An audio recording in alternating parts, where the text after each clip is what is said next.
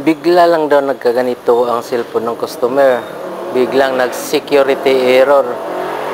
At ito ang ginawa ko. Download mode ko ang unit at open ko yung unlock tool at i-search lang ang E025F. Click Odin mode. Then click soft break fix. At ito na, naging successful na. Ito na yung kalalabasan ng unit. Wala na ang security error. At dito ko na naisipan na kunan ng video yung ginawa ko. Hintayin nyo na lang na matapos ang paglo-loading hanggang makaabot ng 100%.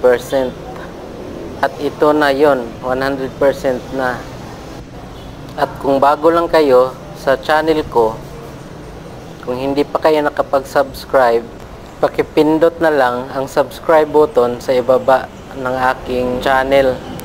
At huwag kalimutang i-like at i-share itong video na to kung nakakatulong po ito sa inyo. At ito na nga po yung cellphone, naging okay na. At tuwang-tuwa po yung may-ari kasi walang nabura kahit ano sa files niya.